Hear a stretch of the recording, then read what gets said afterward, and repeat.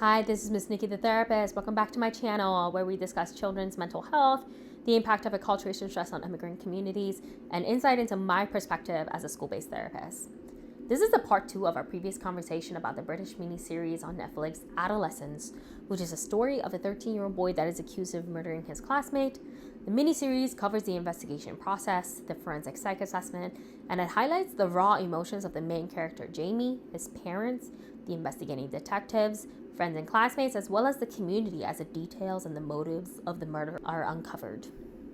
I have some thoughts into some of the very important themes that it highlights. And I want to focus on one of those themes that comes across. And that is self-esteem among young boys. That is one of the topics that we focus a lot on when I work with school children, kids as young as 5 years old. I come across a lot of kids that don't have the self-esteem. And how do I know that? They engage in a lot of negative self-talk. And sometimes they even make suicidal ideation comments. Let's talk about it. Children are shaped by what they observe in their environment. That includes how parents, teachers, and people in the community interact with them.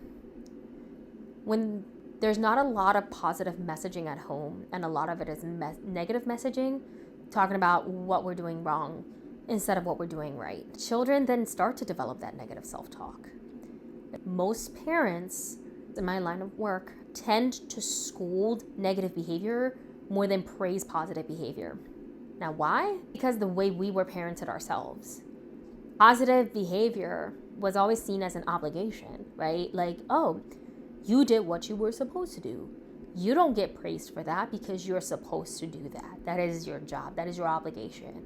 So what do? Because it's an obligation, we don't give it attention. It's not like they went the extra mile. So that's the mentality. But then when something negative happens, it's like we always got to call it out immediately and it needs to be fixed. So what do? We give it attention. We're giving more attention to the negative than the positive behavior. When children hear a lot more about something negative that they've done rather than their positive behaviors, they start to identify by those negative traits. Constant criticism of their negative behavior becomes that child's permanent internal voice. Children might not always walk around saying all the negative things that they hear and they believe.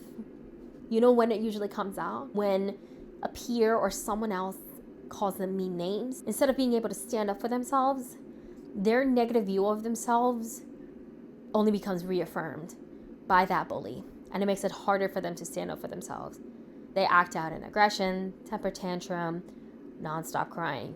Why do they react that way? That's a great question.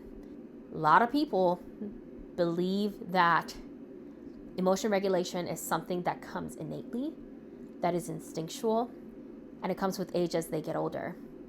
So because of that, adults don't really teach emotion regulation. Throughout the show, especially in episode 3, where he's being interviewed by the forensic psychologist, the interview uncovers a lot of Jamie's insecurity about himself that has kind of built up through his childhood. He talks about it. He saw his dad be ashamed of him when he messed up in soccer. The shame, he saw it as him failing rather than getting praise for his efforts, because dad never praised his efforts. He even said, "Oh, I looked away." So to Jamie, that was a sign of failure. He also never learned how to regulate his emotions. All of that was barely discussed in their home, and it is often a conversation that is lacking in many communities. You've probably heard also a lot about toxic masculinity. So where does that come in? Part of toxic masculinity is the notion that men don't have feelings, can't have certain feelings. There are certain feelings they can't talk about. They shouldn't express them. They're weak for having feelings. When it's not normalized for young men to talk about these feelings, Jamie's dad doesn't even talk to Jamie about his feelings. He never got that conversation. Dad doesn't talk to him about feelings, but he's still human. So what does he want? He wants that connection. What does he do?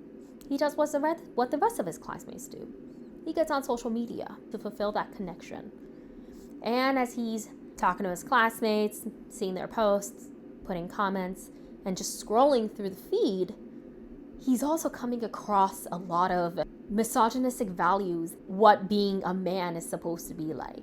But here's the thing, this is the only conversation that he's getting about masculinity and what it means to be a man.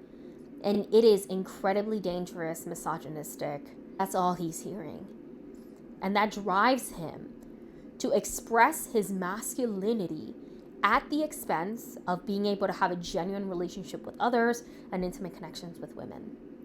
Jamie then masks his insecurity, his sadness, his shame underneath the tough exterior, which we see the yelling, the aggression, intimidation tactics, combativeness, when he gets up and throws his chair to show that he has power over women who he feels are questioning his worth, because she's asking very difficult questions. Questions that he's never had to think about and he's never had to answer because no one ever told him how to even think about those things. The lack of positive affirmation through Jamie's childhood has led to his extreme insecurity about himself, his attractiveness, his appearance. And then when he's on Instagram getting negative comments, all those negative thoughts and insecurities are affirmed time and time again when he's called an incel. His insecurity is so extreme. He feels that he can only ask out the girl Katie when she is at a vulnerable stage because he doesn't think that he is good enough for a confident woman to want to go out with him. So he feels that he can only ask out somebody when they're low because that's how he feels about himself. And then when he gets rejected by her, she says that going out with you, like I'm not that desperate, that really hurts him. I think that's something that pushes Jamie over the edge. What I want people to take away from this, talk about all feelings with young boys at home, at school, at sports, and in the community. Emotion regulation is not innate and does not randomly develop with age. So adults must teach them. Talk about your own feelings. Show children how you regulate yourself and normalize having difficult feelings, but then using effective coping strategies to cope with them. Children learn from their environment, so you must always show them what you want them to see and learn.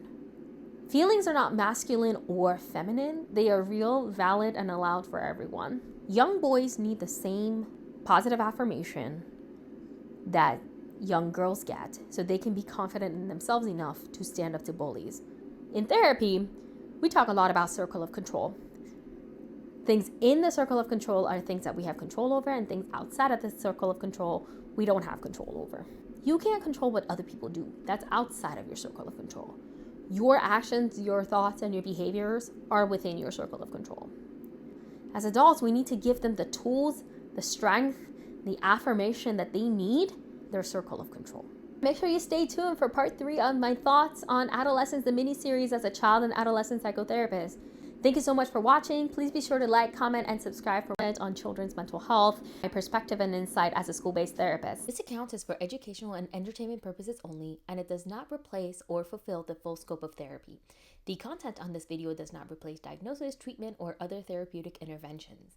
Engaging with this content does not create a therapist-client relationship between you and the channel.